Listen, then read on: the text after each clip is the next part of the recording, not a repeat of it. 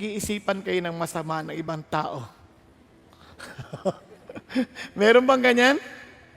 Meron? Obviously, wala, di ba?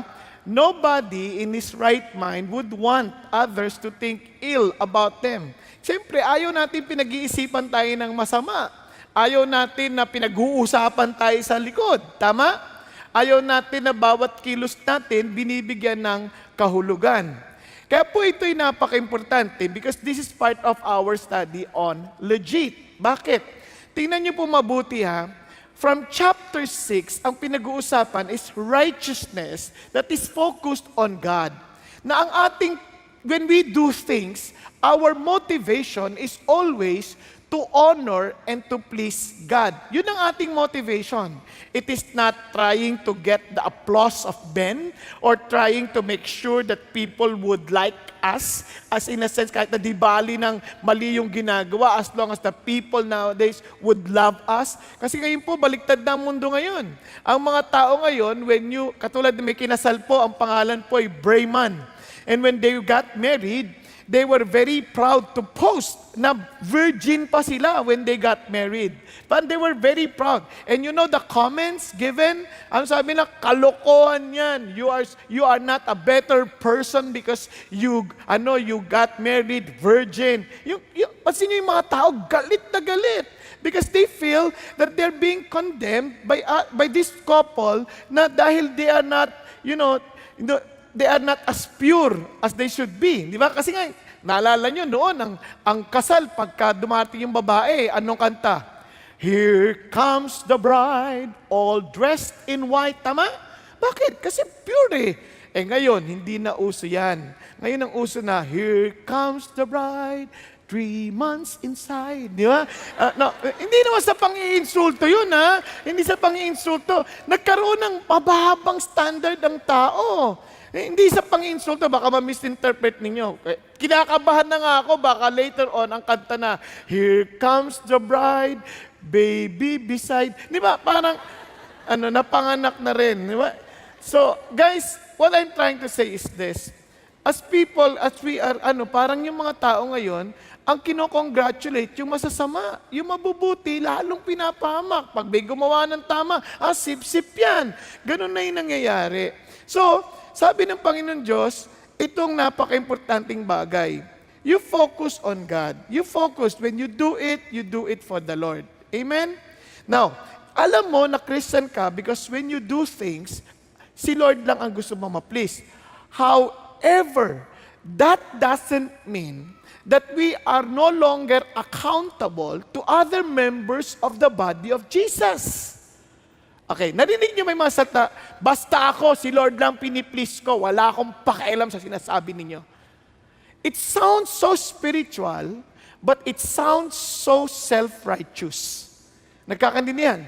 Kasi ang punto ni Jesus, ganito, hindi lang tayo, totoong kay God tayo nakafocus, but it doesn't mean that we're independent from the whole body of Jesus. We have an accountability. For example lang, nagpe-pray ka. Kung mag-pray ka, talagang malakas, sumisigaw ka, ala Koreano. Parang, Panginoon! Ganyan ka mag-pray. Di ba? Ang lakas, doon ka pa naman sa rooftop kung mag-pray. Di ba? Aga-aga, 4 o'clock, Panginoon! Ganyan, talaga matindi. May mga kapitbahay ka, nasa townhouse. Ngayon, sabi mga kapitbahay, hoy, ano ka ba? Ang ingay-ingay mo. Wala akong pakialam. Ang mahalaga sa akin, si Lord lang. Di ba? Yung ganong tao, may tama yun.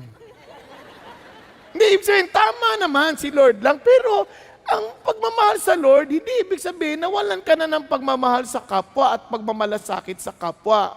Nakuha ninyo? Glorifying God does not mean that you are to ignore respecting people. Yun ang dahilan kung bakit on chapter 7 of Matthew, Jesus Christ wants to emphasize that legit Christians righteously relate with others. They know how to relate with other people in the right way. May tamang pamamaraan. May tamang pakikitungo. So hindi lang yan, parang solo lang namin. So ano ang message natin for this afternoon? Yun po ang ating pag-uusapan. Kasi ang unang bagay, which is very common to all of us because we're imperfect people, is to look for what is wrong with other people, that we ignore our own mistakes or sin or weaknesses or even tendencies. Nakuha natin? Kaya anong topic natin? Don't judge. The first thing that we need to do in order to relate properly with people is never to judge. What does it mean? Kasi sabi ni Jesus, do not judge so that you will not be judged. God wants us, remember, during the first part of our series on the Sermon on the Mount, God wants us to be merciful. In fact, the Bible tells us, blessed are those who are merciful, for they shall receive mercy. Jesus Christ is trying to instruct us, wait a minute, do not judge. What does it mean? When He said, do not judge, it means stop judging. Kasi it's already common to everybody to make judgment. Parang, stop judging. Pero what does it really mean? Yan ang ating pag-uusapan. Tingnan ninyo, does it mean that we are no longer to express our real or sincere love towards a brother? Because a real person, a person who really loves, sabi niya, hindi yan tatahimik. Sabi ng Bible, better is open rebuke than love that is hidden. Tama? So anong ibig sabihin? When you rebuke somebody, you are making a judgment call. Na sinasabi mo, what you are doing is wrong. Tama ba? So, kala ko ba do not judge? Paano yun? Ayan. What if somehow you saw a brother in sin? Sabi ng Bible, if your brother sins, go and show him his fault in private. If he listens to you, you have won your brother. How did you know that he is in sin? Di ba? You're making a judgment call. Tama ba? Paano mo malalaman? Siyempre, you're making judgment. Kasi nakasalanan yan eh. Nakasalanan yan. Naintindihan niyo po? Kaya sabi niya, pero paano to? Then, if he listens to you, you have won your brother. In fact, if he does not listen, at least you have to bring more witnesses. Sabi niya, but if he does not listen to you, take one or two more with you, so that by the mouth of 2 or 3 witnesses, every fact may be confirmed. Ang amazing to. Bakit? Sabi ng Lord, parang it's something like this. Sabi niya, before you believe someone, you need, of course, to confirm it. Parang ganito yan. Kasi minsan, pag may nagkwento sa atin, alam mo, ganito ginawa niya, parang tama na agad eh. Pero hindi, sabi ng Bible, the first to plead his case seems right until another comes and examine him. Kaya minsan, when you confront a brother in private, as if you think na, tama ako. Until may mga witnesses. Nakuha? So sinasabi ng Diyos, pag mayroon nagsabi sa'yo, huwag ka kaagad maniwala. Diba? Uy, alam mo ba yan? Si pastor na yan, huwag ka kagad maniwala. Uy, katabi mo, alam mo yung katabi ko, ganyan. Huwag ka kagad maniwala. Hanggang sa ma-confirm. Nakuha ninyo? Kasi minsan, ang hirap sa atin, madali tayong makinig sa chismis eh. Di ba? Pagka nabasa natin, ay, totoo ba? Grabe! Lalo na may mga post ngayon sa media, social media, nakapost na ganyan. Grabe! Nag-testify yan ah! Ano yan? Agad-agad, nagbibigay na kaagad ng conclusion. Ano ka ba? Relax ka lang. Ano ko ninyo? Huwag ka kaagad magbibigay ng conclusion. Pag crucial yan eh. Parang the first to plead seems right until you examine it. Tama? So, ganon din sa church. Sabi niya, but again, I thought we are not to judge. Bakit ganito dito? Sabi niya, he refuses to listen to them, tell it to the church. And if he refuses to listen even to the church, let him be to you as a Gentile and a tax collector. So even the church has to make a judgment call. Now, nasusundan niyo po. So anong ibig sabihin nito? Again, let me just explain further. Sabi ng Bible, in fact, Paul instructed the Christians in Thessalonica to do this. But examine everything carefully, hold fast to that which is good. So, if you are to examine, you are to judge. Tama ba? Hello? So ano yung judgment na yan? O isa pa, para lalong lituhin ko pa kayo. Hamya, beware of the false prophets who come to you in sheep's clothing, but inwardly are ravenous wolves. Paano malalaman that this is a false prophet? You have to make judgment. So what the Lord is telling us is this: we are called to love. In other words, we are to bear all things. We are not to make conclusion or make as in label on people. We are to believe all things, hopes all things, endures all things. So don't condemn. Yun ang idea. Hindi tayo nagko-condemn against anybody. In other words, huwag mong kagad sabihin, wala nang pag-asa yan. Wala talaga yan, ang labo niyan. Alam nyo, ingat tayo sa kanya. Naalala ko, mayroon pong 3 magkakaibigan, namatay po sila. Ito po ay wala sa Bible, pero ano lang naman to, just to emphasize a point. May 3 magkakaibigan namatay. Pagdating na sa langit, sabi ni Pedro, okay, if you want to stay here in eternity, you have to do one important thing. Kasi daming pato. Alam niya, para ma-enjoy mo, kapag ka naapakan mo yung pato, bibigyan kita bilang kaparusahan ng pangit na asawa. Hindi yung talta niya talagang pangit na asawa. Can you imagine? A real ugly wife, ganyan, or spouse, ganyan. Sabi doon sa 3 lalaki kasi, babae nga yung pangasawa. So, true enough, itong dalawa, itong isa, sabi niya, wala itong mga kwenta to, tiyak to, makakaapak ng pato to. And true enough, yung unang lalaki, nakaapak, pak! Ay, mali yung tunog, kwak! Ngayon pala, kwak! Kwak! Yan. Sabi niya, biglang, naging pangit na babae talaga. Sabi niya, ayan ang mapapangasawa mo. That would be your punishment for the rest of your life, for the rest of eternity. Kalungkot niya. O di, mamaya naman, isa na naman. Kwak! Nakaapak na naman. Ang pangit na naman. Sabi niya, grabe. Itong isa, mga pangit kasi kayo. Yan ang napalaan ninyo. Sabi niya ganon. Hindi kayo maingat. Kaya bagay lang sa inyo yan. Kasi mga pangit kayo. Ganun ba naman siya? Ingat na ingat siya. Lakad. Ingat na ingat. Talaga. Naka-1 taon, di nakaapak. 1 taon na. 1 year had passed. He did not step on any duck. Ito na. Biglang, sabi ni Peter, sabi niya, because you're so careful, I will reward you with a beautiful wife. Biglang lumabas yung babae. Ganda! Grabe! Wow! Ganda! Sobrang ganda! Tuwang-tuwa siya. Tapos, naglakad sila, usap sila.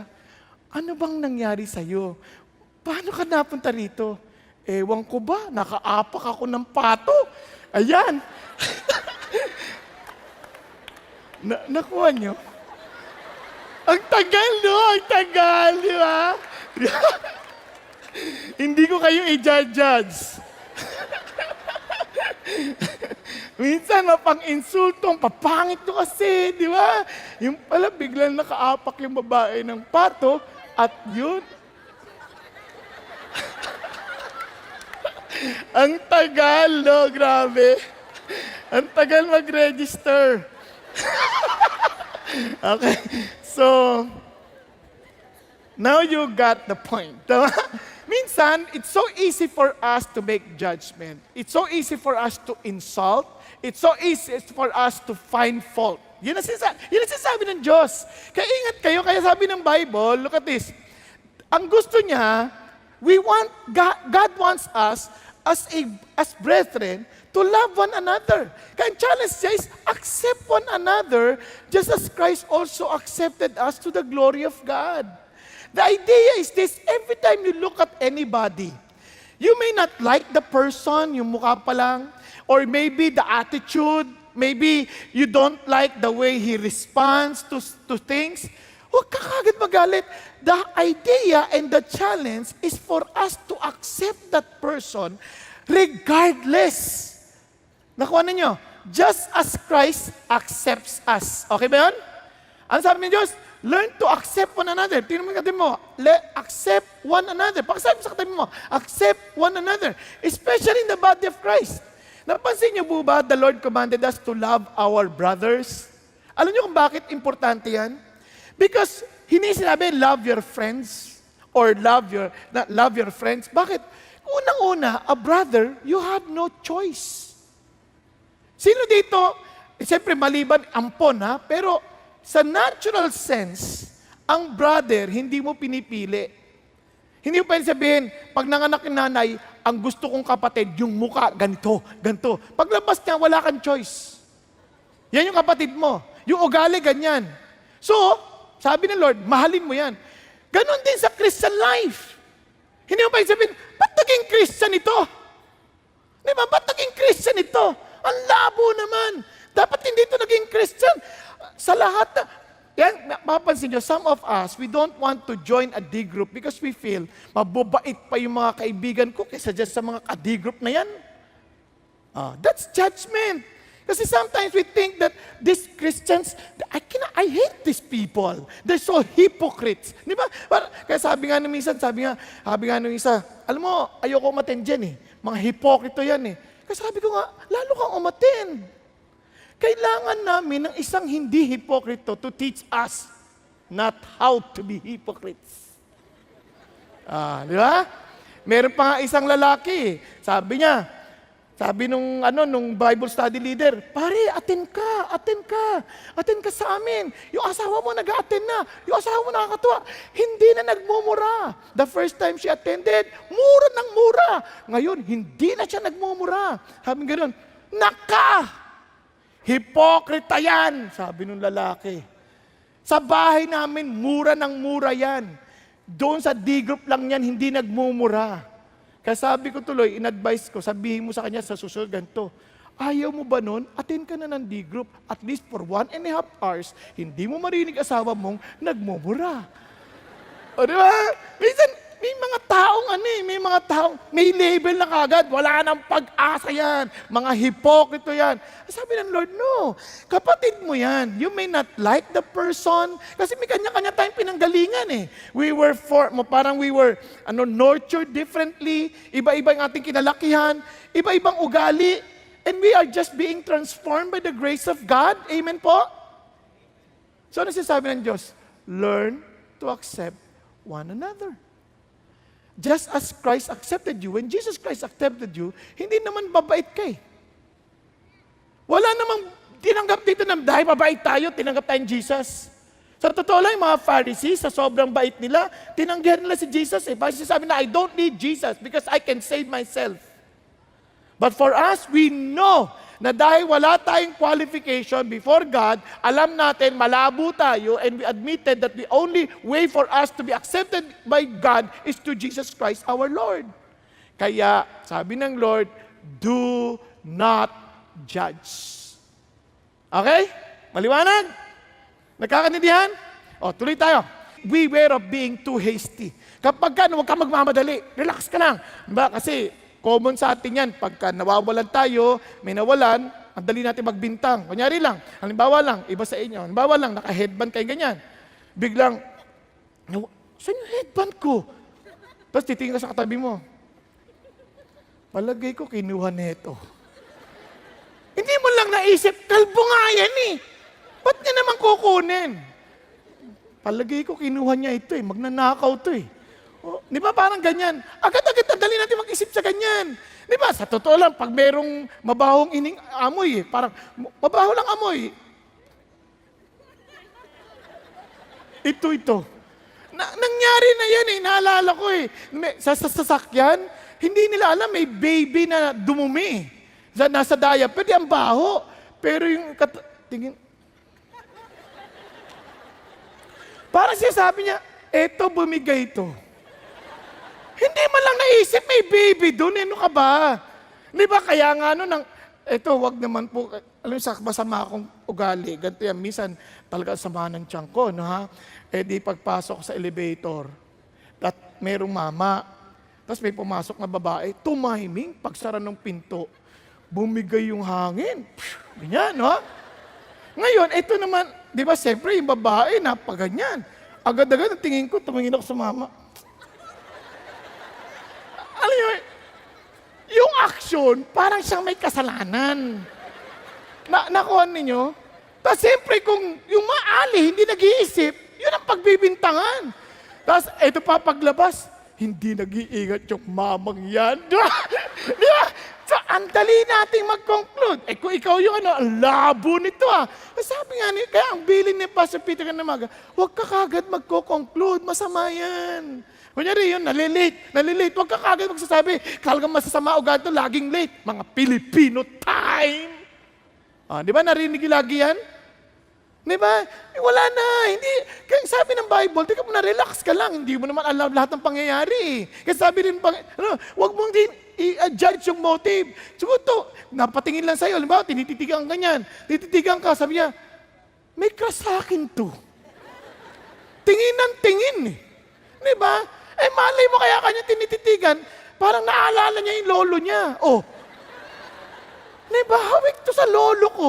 Minsan nag-iisip ka agad, may crush to. Agad, di ba? O kaya, ginigipit ako nito. Siguro kaya to, sip-sip ito, ginigipit ako nito He's trying to destroy me. Wag, relax ka lang. Sabi niya, wag ka mag-ano, tas don't play God because only God is the judge of all things. Amen po? At ang challenge ng Diyos is always focus on your own personal growth. Later, I will explain. Pero ito, napakagandang suggestion ito na paalala sa Pastor Peter. Kaya nga sabi sa James 1:19, this you know, my beloved brethren, but everyone must be quick to hear, slow to speak, slow to become angry. Sometimes, kaya nga, the reason why God wants us also to experience yung bang not judging people, He wants us to be freed from too much concern. Kasi minsan, alam nyo ba, habang nagja-judge sa tao, naapektuhan ng ating performance. Naapektuhan ng ating pagtingin sa kapwa. Naapektuhan ng ating pakiramdam. Kayo ba, pagka nagkapag-isip ng masama sa kapwa, hindi kayo naapektuhan? Obviously, you are affected. And God wants you to be freed from that. Kaya sabi ng Bible, I don't want you to be quick. I don't want you to be slow to be quick in speaking or to be quick to become angry. I don't want you to become angry right away. I want you to quick to hear. Dahan-dahan lang. Alam niyo po, noon, masakit ang ulo ko lagi pag nagdadrive ako. Bakit? Kasi may kinot na naman ako. Parang, kapal, hindi habulin pa di ba?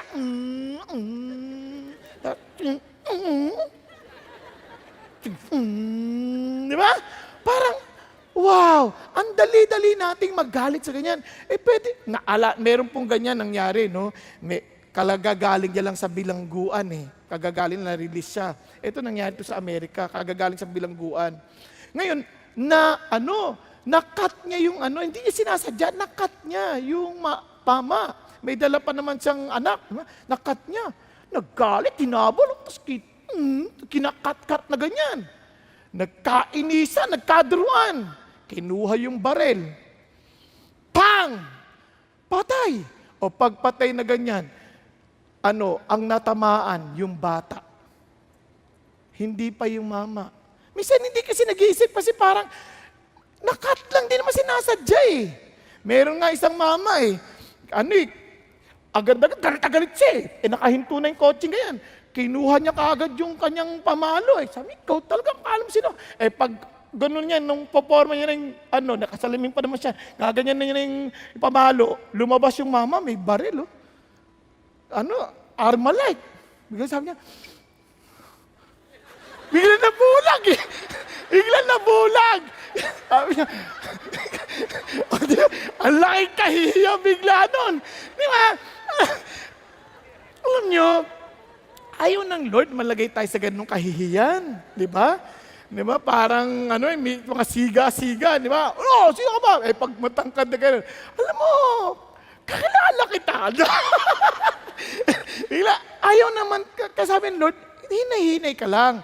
At pangalawa, sabi ng Bible, sabi nga, even for Paul, sabi niya, I'm conscious of nothing against myself. Yet I'm not by this acquitted, but the one who examines me is the Lord. Paul was trying to say, listen to this. Don't ever judge anyone's motive.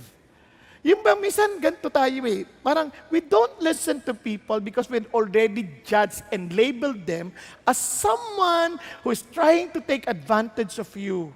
Now listen to this. I'm not saying that you are not to be discerning. What I'm saying is this, don't jump into conclusion. Yun ang sinasabi ni Jesus. Kaya nga, ito pang isang bagay, God wants us to understand, especially when it comes to the law. Sa ngayon po, ang daming ganyan. You want to see people who think of themselves to be so religious, and tingnan nyo na lang yung mga comments sa social media. When they watch a certain clips, pagbibigay na sila ng komentaryo as if they heard the whole message. Napansin nyo ba yan? Ingat kayo. Kaya wag din kayo basta comment ang comment kasi judging din yun eh. Minsan, anong tao niya? Walang kwentang tao yan. Isang clip lang yun. Paano mo naman i-conclude na yan? Tama? Now, kaya sabi ng Bible, ang judgment, ito yan. Sabi niya, you are acting like God. Do not speak against one another, brethren. He who speaks against a brother or judges his brother, speaks, look at the words, when you speak against a brother, ano sinasabi niya? You speak against the law and judges the law. But if you judge the law, you are not a doer of the law, but a judge of it. Kasi sabi niya, pag nagsalita ka and attacking a brother or anybody or any person, if you attack as if you are speaking against the law, you are not speaking against that person. Then sabi ng Diyos, then you are not a doer. You are a judge of it. Ano sabi ng Lord? There is only one lawgiver and judge, the one who is able to save and destroy. But who are you who judge your neighbor? O, tinan nyo, hindi na lang brother, neighbor na. Sino ka para husgahan mo yung kapitbahay? Sino ka? Minsan ganun ang mga salta natin eh. Itong kapitbahay namin, walang malasakit sa kapwa. Ang ingay-ingay, kantahan ng kantahan. Aba, kinundina mo na. Malay mo naman. Nagkataon, ang tagal nilang di nagkita na matagal na panahon. It was their only time just but to enjoy and to celebrate. Diba? Eh, pastor, linggo-linggo. O, diba? Then, di pag-pray mo, pag-celebrate with them. May papaliwanag siya paano ang tamang gawin. Okay? But this time, you focus on, teka muna, you're not God. So don't play God. Don't bring condemnation to anybody. Kasi yan ang greatest temptation din natin. Even when sharing the gospel, we tend to think, wala nang pag-asa yan. Wala nang pag-asa yan. Well, instead, we look at groups of people, wala na yung mga pag-asa na yan. Di ba? Sabi ng Lord, wala namang tao, kahit anong pang sakdulan ng sama niyan, hindi ibig sabihin, wala nang pag-asa yan. Ang dami na nating kwentong ganyan. Nakita natin parang sobrang sakdulan ng sama, and yet the Lord changed them. Yet, kung sino pa yung akala nating mabait, yun ang tinanggihan si Jesus. Sabi ng Bible, look at this. Ito yung ibig sabihin. He gave us a very good example on judging others. Basahin natin ha. And he told this parable to some people who trusted in themselves that they were righteous, viewed others with contempt. Two men went up into the temple. Saan sila pumunta? Temple. In other words, when they are to the temple, they are to offer a burnt sacrifice for their sins. Now, they were in the temple to offer burnt offerings for their sins. Now, ito nangyari. Now, they pray, one Pharisee and the other a tax collector. Yan.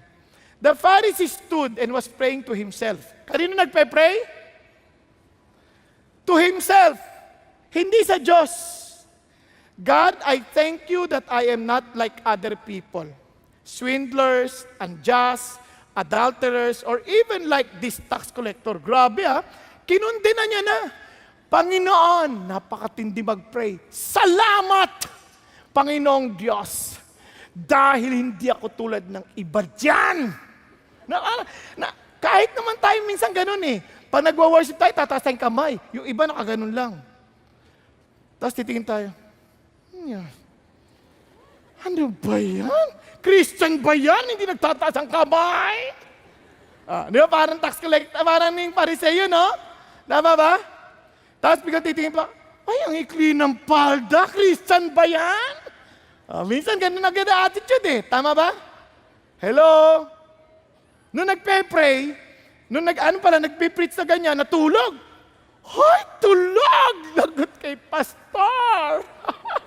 Di ba? Kaya nga pag sinabing tulog, tawanan tayo. Yung katabi natin, di ba? Habang nagwa-worship kami, dumaan pa sa harap. Ano ba yan? Late dumating, nangiistorbo pa. Parang ganun din sabi, hindi tulad ng iba dyan na late. Nakuha ninyo? Now, tingnan nyo. I fast twice a week, I pay tithes of all that I get. Grabe, ganun siya mag-pray. Pero yung tax collector, habang ino-offer yung kanyang offering, ano sabi niya? Panginoon, sabi niya, hindi maiangat yung matay to heaven, beating his breast, saying, God, be merciful to me, the sinner. Ano sabi niya? Binubugbog pa yung dibdib. Panginoon, sana tanggapin niyo po yung alay ko. Sana tanggapin niyo po.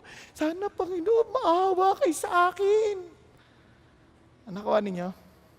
Now listen. What God is telling us is this. Every one of us, we are just accepted by God because of Jesus. Not because of the act that we do. It's good. I'm not saying it's bad to raise our hands. I'm not saying that it's bad to praise our God aloud. I'm not saying that. What I'm saying is this. As we do it to God, not to bring judgment on anybody. Okay ba yan? Alam niyo kung sino winawarningan ko? Mga nanay. Kasi lagi niyo tinitingnan yung asawa ninyo. Yung asawa ko hindi pa ata Christian ito. O kaya yung anak ko, parang hindi pa mga pag-ano pa ata ito. Kung mag-worship na kaganyan lang. Hindi nagayahin ako. Di ba? Tapos nagdala pa kayo ng bisita. Dala kayo bisita. Habang nag-worship, ganyan, sayaw ng sayaw niya. Tapos tinitingnan yung bisita niya, ay, hindi pa nagtataas ang kamay. Ang laki problema. Ganyan, di ba? Di ba? Ingat ka, ingat. Sabi ng Lord, huwag ganyan. Huwag ganyan. You focus on God and you care for these people. Amen? Patuloy tayo. Now, I tell you, this man went to his house justified rather than the other, for everyone who exalts himself will be humbled, but he who humbled himself will be exalted. The real humility is not in your act of raising your hands. The real humility is as you worship God, you look at people with love that comes from God. Amen?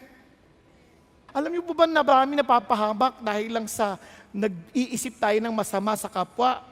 Now, naalala niyo si David, nung namatay po yung kaibigan niya, pinuntahan niya po yung anak para, pinadala niya yung kanyang representative para po magbigay ng comfort. Ito po nangyari, 2 Samuel. And the king of Ammon dies, and Hanun, his son, became king in his place. Then David said, I will show kindness to Hanun, just as his father showed kindness to me. So David sent some of his servants to console him. So ano motive ni David? Ano motive? Kalamayin yung loob. Tama? To comfort the guy. Alam niyo ba, kahit minsan ang ganda ng ginawa mo, pag-iisipan ka pa rin ng masama. Nakita niyo, minsan gagawa tayo mabuti, tapos ang isip lang agad, kaya lang naman mabait siya sa'yo, mangungutang lang din yan. Kasi hindi magbabayad. Di ba? So the princess of the Ammonites said to Hanun, their Lord, sa palagay mo ba, yan si David, iginagalang ang tatay mo? Kaya siya nagpadala dito para kalamayan ang loob mo? Yang David na yan, hindi nagpadala ng servant yan sa'yo para kalamayin ang loob mo, kundi para mag-espiya. Para tingnan niya, mag-spy dun sa lugar mo para sakupin ka niya. Ganon ba?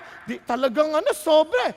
Na ngayon, siyempre, ininsulto yung mga tao ni David. Now, being a great leader, hindi siya pumayag na iniinsulto mo yung tao ko. So, anong ginawa niya? Naggalit talaga si David. So, somehow, nalaman ni Hanun yun, kaya, nag-prepare na siya for battle. Nag-hire na siya ng mga Arameans to really fight against the Israelites, which they did. And yun ang nangyari. Because of that vain imagination. Di ba minsan ganun eh, madali tayo mag-isip sa tao eh. Parang pag nagbanggit na ganito, palagay ko yan. Alam nyo, kaya ko alam yan, ganyan-ganyan ho ako. Kasi ang hilig ko pong magbasa, yung bang tinatawag naming reading between the lines. Ano sagutan Diyos sa akin noon pa? Sabi niya, anak, stop doing that. And I praise God. Alam niyo, tinutulungan niya ako. Stop doing that. Bakit? If you trust a person, if you trust your brother, just take his word at its face value. Eh, paano kung niloloko niya ako? Maloloko ka niya. Pero hindi siya makakaisa sa'yo. Bakit? Because your security is in my hands, not in your ability to discern. Now, itong ganda. Dito na. Alam niyo kung ilan ano nangyari? Ito resulta. 700 charioteers of Arameans and 40,000 horsemen and struck down Shobak, the commander of their army, and he died there. Patay ang daming tao dahil lang sa masamang isip. Pinagdudahan mo lang si David. Ang dami tuloy na matay. Alam niyo, mas maganda yan. Kahit sa mga mag-asawa, kaysa mag-isip ka, saan kaya yung asawa ko? Ba't nagagabi na naman? Ano nangyayari sa kanya? Sino kaya ka-text niyan? Sino ka-text niyan? Didiretso mo, hindi yung hinuhuli mo pa. Ay, naka-password. May ba ipag-pray mo, dali mo kay God, Lord, yung asawa ko, hindi ko alam kung may katok o may ka-text. Di ba? Hindi ko na kailangan bantayan. Mamahalin ko na lang siya dahil yun ang sabi mo eh. Kaya Panginoong Diyos, siningi ko lang po as I submit, kayo po mag-control sa Kanya para hindi ko siya husgahan. Ngayon, kung sakali naman po, mayroon siya talagang ginagawang masama, salamat at hindi yan lingid sa iyo. Kaya Panginoon, inaalay ko siya sa ngayon, naway tanggapin mo agad. Joke lang. Naintindihan ninyo? Ang ibig ko sabihin, kasi sa palagay mo ba, mawiwin mo siya by sabi, saan ka galing? Saan ka galing? Ninanag mo, saan ka galing? Sino ka text mo? Kala mo mawiwin mo siya sa ganon? Hindi, gagawin niyo pa nga niyang excuse yun para gumawa ng masama. Sasabihin niya, kasi ito, walang tiwala sa akin. At totoo niyan, labanan mo sa kagandahang loob. Kasi yun ang sabi ng Diyos eh. Sabi ng Bible, in the same way, wives, submit to your husband, sabi, unto the Lord, even as they are not following the word of God, they will be won by your behavior. Do not let your beauty be merely external. Yan sabi ng Diyos eh. Huwag mong daanin sa ganda sa labas kasi wala kang laban. Gaanin mo sa ganda sa loob. Yung pagdating pa lang, sweetheart, ito na ang pagkain mo. Sweetheart, mamasahin kita, mukhang pagod na pagod ka. At ang amoy mo, iba na. Nung umalis kay Rosas, ngayon ay lilak. Ano nangyari? Huwag mo na tanungin yun. Basta masahin na lang. Di ba? Tapos pakainin mo ng pakainin. Baka magtaka yan bigla, tapos manalangin ka, Panginoon Diyos, kung may ginagawang kababalagan nito. Maghimala ka. Di ba? Ganun ba? Mamaya kinaugnay na ng Diyos yan, hindi mo namamalayan. Ang bait ng asawa ko, ba't ko ito niloloko? Di ba? Magugulat ka, ang bait ng asawa ko. Wala nang babaeng katulad niya, tapos niloloko pa, nakakahiya. Yan. Nakuha?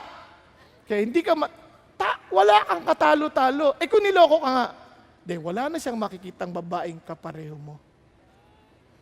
Tama? Pagsisisihan niya, pag-alis niya, ano bang kasama ang ginawa ko to? Bakit ko siya iniwan? Napakabait. Malay mo magsisi at bumalik sa Diyos at manumbalik sa iyo. Di ba? At kung hindi, wala kang talo. Dahil ang Diyos, hindi kanya iiwan. Iniwan ka man ng asawa, ang Diyos hindi iiwan. Kaya sinang pangako niya eh. Kaya sabi ng Bible, listen to this. Kaya for in the way you judge, you will be judged. And by your standard of measure, it will be measured to you. Isipin niyo, sa bawat gawin mo, whatever judgment you make, do you want God to use that as a measure against you? Do you want God? Kasi tayo, we love to say it. I want justice. I want justice. Pero pag sa ibang tao, we want justice. Pero pag tayo, we want mercy. Ano sabi ng Diyos? Gusto mo bang justice ang ibigay ko talaga sa'yo? At hindi mercy? Yan ang sinasabi ng Diyos eh. Kaya sabi ng Bible, ingat ka. Now, So, how are we to behave? How are we to really, yung parang care for people, na talagang not passing judgment, but we love, we are willing to openly rebuke, we are willing to bring a judgment call to help the brother restored.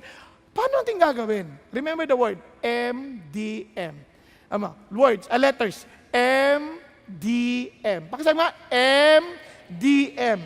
Itong MDM, I took this from a mobile device management. Ang ginagawa nitong program na ito is to protect the devices from being spammed or being hacked. So it's really a protection. In order for us to be protected from the attacks of the evil one, from judging people in an unrighteous way, we need to remember MDM. 3 words, maturity, say it with me, maturity, dedication, and maxim. Maxim. Ulit natin, ha? Maturity, dedication, and maxim. Yung tatlong salitang yan, ingatan ninyo. Bakit? Tingnan niyo sabi ng Bible. First of all, sabi ng Bible, I want you to be matured in handling your condition. Look at this. Why do you look at the speck that is in your brother's eye, but do not notice the log that is in your own eye? During that time, they knew exactly what it meant pagka sabi ni Jesus yon. Kasi ganito yan. Noon, people could not just afford to buy mirrors. Yung mga salamin noon, it was a stainless kind or gold. Kaya kadalasan, mayayaman lang ang meron. So every time that these people would experience yung pong napupuwing, something, yung speck, anything sawdust or anything that will irritate the eye, pag napuwing yan, they need somebody to help them remove the splinter. Naunawaan po? They need someone. So it only shows that God is saying, we need each other to help each other mirror us. Yun ang sinasabi ng Diyos. Kasi for them to see themselves, they had to look at the river, hindi klaro yung reflection. So they need someone to help them remove the speck. Tama ba? Ngayon, ang problema, kaya ginamit niya ito kasi yes, you have to care for one another. Sometimes, we want to tell people what's wrong with them because we care for them. But unfortunately, we come to a point in our lives that we use that as a leverage to bring judgment on people, to condemn them, to find them. Parang talagang finding fault against them. Yun ang nangyari. Hindi na yung tatanggalin ko yung muta mo o kaya yung puwing mo, hindi na lang dahil nagmamalasakit ako sa'yo, kundi pare patunayan sa'yo, hoy, ang kapal ng mukha mo. Ganun, kinokondem mo na. Nakuha ninyo? Kaya sabi ni Lord, since this is the context of Christianity, we are in a new community where we are to help one another. Sabi ng Diyos, this time, be careful of focusing on the speck on your brother's eye without looking at your own log. Alam niyo sa Tagalog yan? Bago ka mag-focus sa buta ng iba, tingnan mo muna yung troso sa mata mo. Parang ganyan, di ba? Parang grabe mo si Jesus. Nakakita ka na ba na may taong may troso sa mata? Paano ka pa makakakita niyan? May troso. So sa madaling salita, ang sinasabi ni Jesus, pwede ba, be matured enough to understand first kung talagang muta yan o troso yung nakikita mo. Now, paano yung sinasabi? Tingnan mo. Or can you say to your brother, let me take the speck out of your eye and behold the log is in your own eye. And sabi niya, you hypocrite. First, take the log out of your own eye, and then you will see clearly to take the speck out of your brother's eye. So what he was trying to say is this. Sabi niya, unless you are practicing what you are saying, don't ever say it against your brother. Kaya yung maturity, it takes maturity to understand this. Kasi ang sinasabi ng Lord, ito yon. He that is spiritual, judgeth all things. Kung talagang spiritual ka, magiging tama yung pag-discern mo o pagtingin mo. Nakawa ninyo? Pag spiritual, ano ibig sabihin ng spiritual? Ibig sabihin, judge righteous judgment. Your judgment dapat righteous, tama. In other words, may basis. Hindi siya yung tipong nakita mo lang sa panlabas. Hindi. May basis ka na pag merong due process, narinig mo ng mabuti, napagtanto mo na ba, ina-analyze mo ng mabuti. Kaya may righteous judgment. Tama? At may yung motive mo dahil mahal mo yung tao. So tuloy tayo. Sabi ng Bible, paano ko sinabing mahal yung tao? Diba? Brothers, if someone is caught in a sin, you who are spiritual, ano pa nyo? Should restore him gently. Ito ang punto niya. So every time you see something wrong about a brother, ano dapat mong gawin? You are spiritual. How would you know you're spiritual? Your desire is to restore the brother. Andiyan pa ba kayo? Not to condemn. Kasi ang utak ng iba, tinan mo, ang kapal niya. Di ba grabe! Narinig ko yun eh. Nagsasata tungkol kay Jesus. Ngayon, ang sama pala ng ugali. Sa halip na kondenahin mo, find a way to help that brother be restored. Naku ha, kung nadapayan, anong kailangan mo gawin? Itayo mo. Naalala niyo po yung kwento ko sa inyo dati? Na one time I was asking myself, Panginoon, paano po kung nagkamali po ako? Paano po pag nadapa ako? Paano po gagawin ko? Alam niyo ang bait ng Diyos. Kasi at that time, naalala niyo bumisita si Josh McDowell? Naalala niyo pa ba yung kwento na yun? Doon, hindi ko na makalimutan yan. Alam mo, sabi ni Josh McDowell, bilang siya nagkwento sa table, sabi niya, my daughter one time came to me, approached me and said, Dad, what if I all of a sudden tell you that I'm pregnant out of wedlock?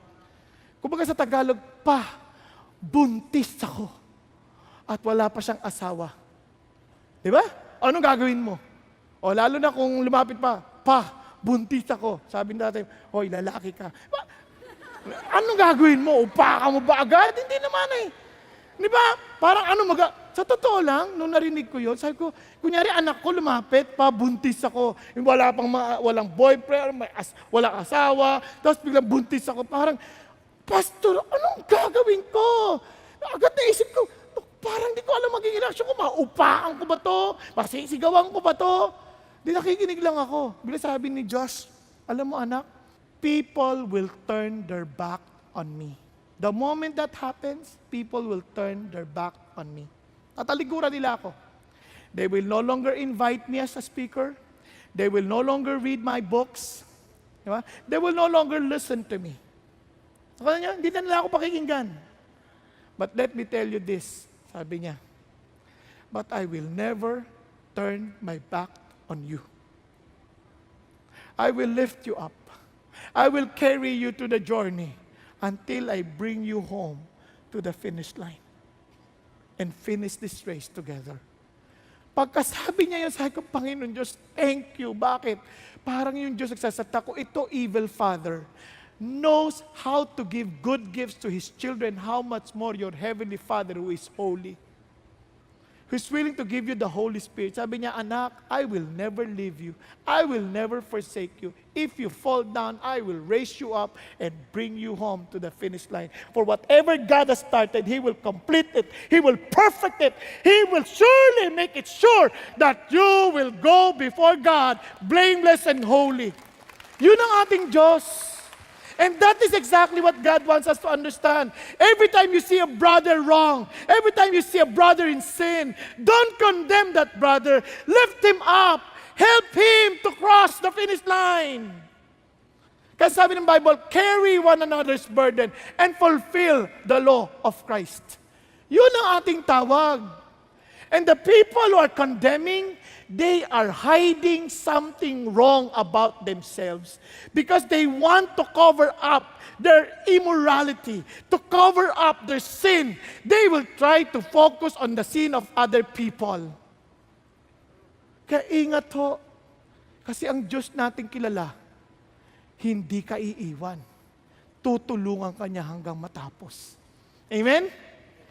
Kaya yun ang sinasabi ng Diyos, kaya watch yourself or you may be tempted. Yun ang ating Panginoon. Now, kaya sabi ng Bible, who are these spiritual people? Who are these matured people? Sabi niya, solid food is for the mature, who by constant use, in other words, they keep on practicing what they learn. They fail, they rise up again. They fail, they rise up again. Until they become mature and train themselves to distinguish good from evil. How can we make a right judgment if we don't even know and we're not even trained to distinguish good from evil? Kaya tinan nyo, the moment you learn that, you will begin to speak the truth in love. Because we are to grow up in all aspects into Him who is the head, even Christ. Amen po? Now, ang sunod na word is this, dedication. Dedication. Now, listen to this. Every day, we make judgment in making a decision. Sabi ng Bible, do not give what is holy to dogs. Do not throw your pearls before swine, or they will trample them under their feet and turn and tear you to pieces. Now look at this. Yung dogs, do not bring your holy. Pag sinabi mong dedication, you are set apart for God. Everything you own, everything about you, everything you have is dedicated to the Lord. They belong to the Lord. Tama? So dedicated sa Diyos. Now listen, yung dogs, yung swine, punta mo natin sa swine. Yung swine, itong swine na ito, considered abominable before the Lord. Kaya hindi sila kinakain ng baboy noon. Okay? Yung dogs naman has something to do with this. Beware of the dogs. Kaya ginagamit, hindi ka pareho sa atin yan. Ang dog, parang wow, cute ng dog, di ba? Niyayakap, man's best friend. But during that time, ang dogs, hindi yan. They are considered voracious eaters. As in, kumakain sila kung ano, pagpunta sila doon para sa mga wolf, ganyan sila. So, kaya beware of dogs. These are people who are always thinking about themselves. Wala silang pakialam sa iba. Kaya beware of the evil workers. Beware of the false circumcision. So these are false prophets. Kaya nga, sa Revelation, sabi ng Bible, outside are the dogs and the sorcerers, the immoral persons, murderers, idolaters, everyone who loves and practices lying. So in other words, these are false prophets, false teachers. Kasi sabi ng Diyos, ingat kayo. Don't give your holy things to these dogs or your pearls, which means yung mga valuables ay yung buhay, sa mga baboy. Ano ibig sabihin ng Diyos? Alam nyo, when we make judgment, when we support, when we do things, itong Christmas, we love helping those who are poor. We love. You need to be strategic in your giving. Bakit? Those are holy things to the Lord. Huwag ka basta bigay ng bigay. Baka kung saan lang nagagamitin yan. Kaya tinanong ako, bakit hindi kayo nagbibigay sa mga kumakatok? Gusto kong tumulong sa kanila, but sometimes it doesn't help them unless the Lord tells me, bigyan mo yan. Pero most of the time, I would rather concentrate on giving sa uplift kasi nare-reach out sila sa Diyos. Nakuha ninyo? Pag sa kanila, sinasabi nga, gulat ako, yung mga itas, nandito sila. Paano sila nakarating dito? Sino dala niyan dito? Nakuha ninyo, pinag-iisipan mo rin yan. Kasi those are holy things. Nakuha? And that's a judgment call. Meaning to say, you need to be discerning. Paano ka tutulong? I look at, ito ba, pag tinulungan ko ba ito, lalapit ba ito sa Diyos o sasamba ito sa maling Diyos? Kaya iningatan ko rin yun. Bakit you have to be... Sunod pa, di ba, instead of spending your time rebuking people, teaching them about the truth, tingnan mo, is this seeker or these are just looking for debates? Naintindihan? Kaya dami nakipag-criticize ka, depensa ka ng depensa, relax ka lang, pag-isipan mabuti. Kunyari, pag nagtanong, yan ba'y nagtatanong para alamin ang katotohanan o nagtatanong para makipag-away? Para patunayan na mas magaling sila para laban sa iyo. Nakuha ninyo? Kahit ako personally, maraming mga comments sa social media, hindi ko na binabasa yan. I don't want to waste my pearls or my precious time thinking about what they're saying.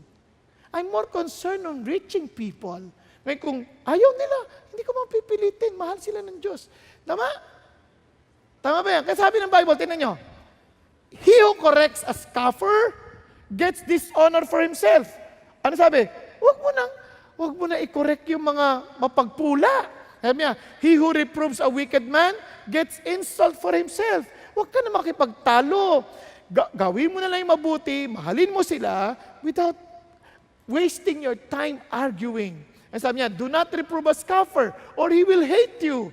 Reprove a wise man and he will love you. Ano napansin niyo? Sabi niya, those are precious time. Those are precious words. Those are precious valuables.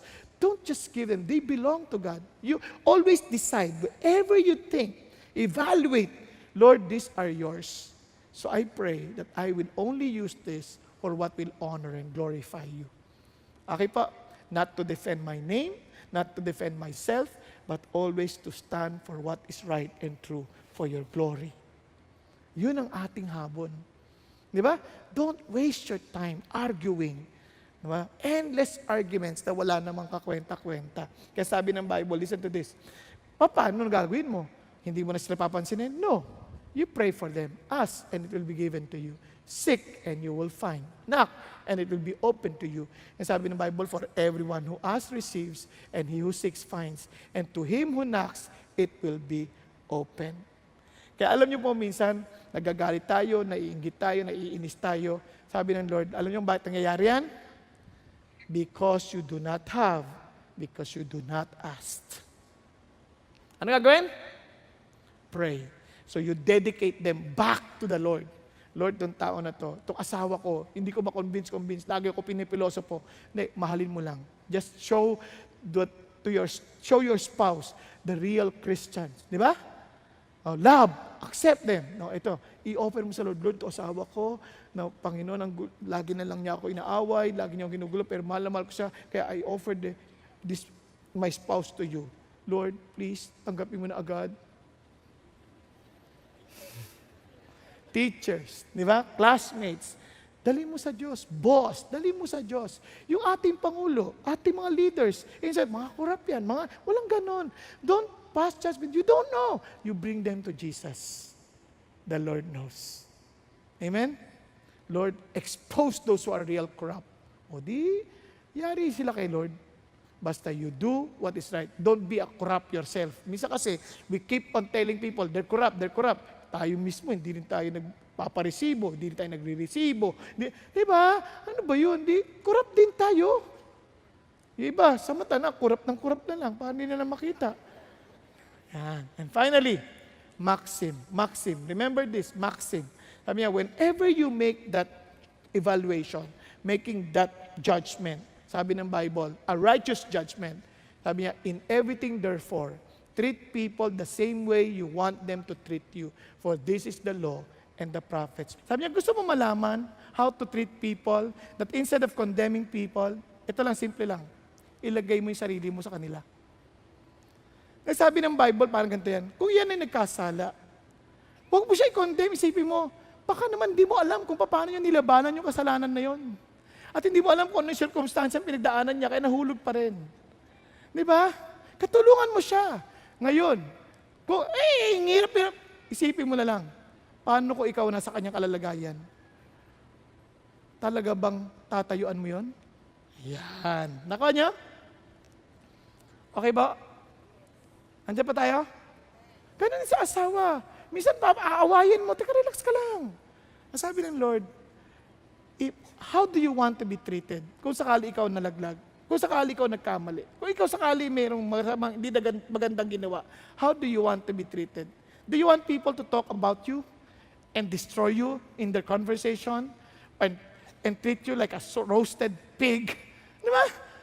Ganun ba? Siyempre ayaw natin yan, tama ba? So tulungan na lang natin. Kaya sabi ng Bible, tinasabi ng Bible, nagtatalo-talo siya sa kakainin. Iba hindi kakain. Iba bawal kumain to. Ito, pwedeng kumain to. Sabi ng Lord, who are you to judge the servant of another? To his own master he stands or falls. And he will stand for the Lord. He is able to make him stand. Tama?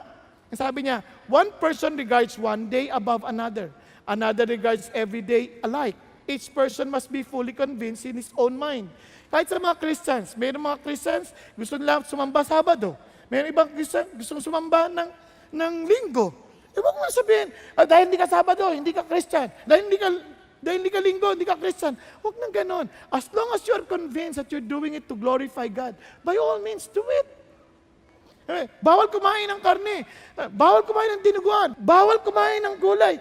Nasa iyo yan. Yung iba nga sabi, pinapagalitan pa, ikaw, gusto niyong mahabang buhay mo? Ha? Huwag ka magkakain ng karne. Huwag ka magkakain. Gulay lang. 95 years old din kausap niya. Siya 60 pa lang. Sabi ko, paano magsasabihan yan? Para yan yung merong isang nanay, pinagsasabihan yung babae na may anak na siyam, buhay lahat. Tapos siya, merong anak na 7, patay pa iba. Tapos pinagsasabihan, alam mo, pag nanganak, dapat ganito gagawin. Sabi ko, yung babae, ngiti-ngiti lang. sabi ko, okay yung ali na yun, ha? Ngiti-ngiti lang. Isamantalang naalagaan niya lahat ng anak niya, maayos. Di ba?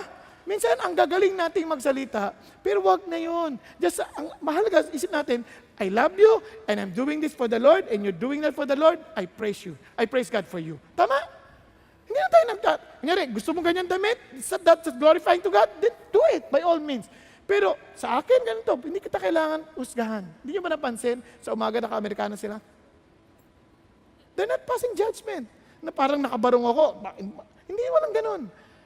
Whatever you are comfortable in doing it for the Lord, do it for God. Now, balik tayo. Kasi sabi ng Bible, tingnan nyo, he who observes the day observes it to the Lord, and he who eats does it for the Lord, for he gives thanks to God. And he who eats not for the Lord, he does not eat and gives thanks to God. For not one of us lives for himself, and not one of us dies for himself. All for the Lord. And finally, sabi ng Bible, if we live for the Lord. If we die for the Lord. Therefore, whether we live or die, we are the Lord's.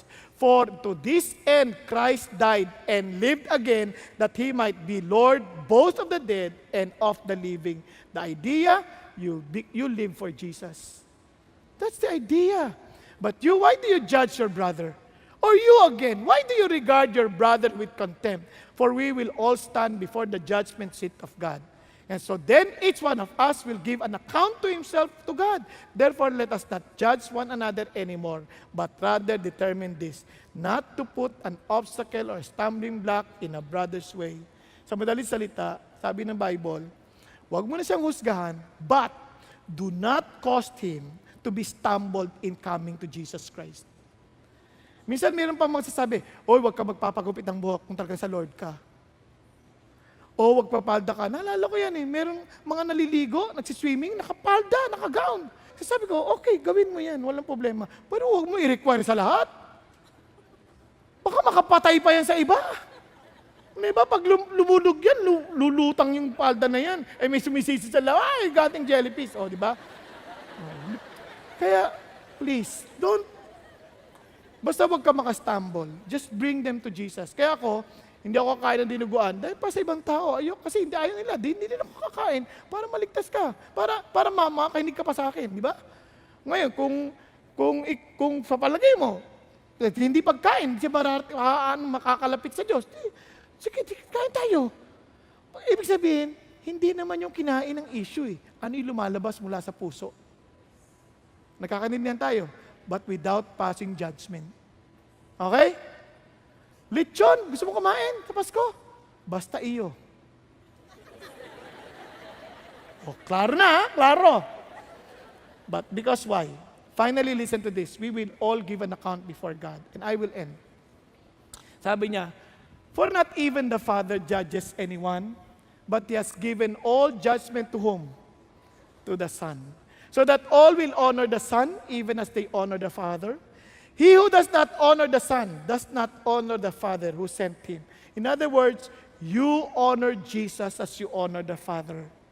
Sabi ng Lord, truly, truly I say to you, he who hears my word and believes him who sent me has eternal life and does not come into judgment, but has passed out of death into life. Friends, this is our salvation. This is why we can love each other, because one day we will be together in eternity. Because we believe in Jesus, whom God has sent. And we believe in the one who sent him. That he is the only way to the Father, is only truth, and is the only life. And everyone who believes in him will no longer be condemned. Tayo pong lahat ay yumuko at pumikit sandali. Thank you, Jesus. Hallelujah. While all heads are bowed down and eyes are closed, friends, I challenge you. It's not what you think, what you think right. It is what God thinks right. Sabi ni Jesus, I don't want you to judge. Stop judging. That's sin. Stop condemning people. Stop finding fault on others. But instead, help them to walk in the way that pleases the Lord. Carry one another's burden and fulfill the law of Christ. Treat each other as you want to be treated. In other words, friends, learn to mature. Grow. Learn first to become, to walk what honors the Lord. Learning to discern what's good and evil, to distinguish good from evil. As in, dedicate yourself, all your precious things to God, instead of wasting your time in looking at others and putting others down.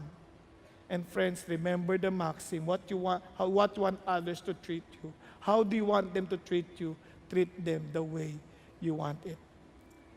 Just put yourself in their shoes. Understand what they're going through. Love them, accept them as Jesus wants us to do. Thank you, Lord. But friends, remember this, you will never be able to accept others the way Jesus accepted you if you yourselves are not even sure that God accepted you. I'm telling you now, He died for you.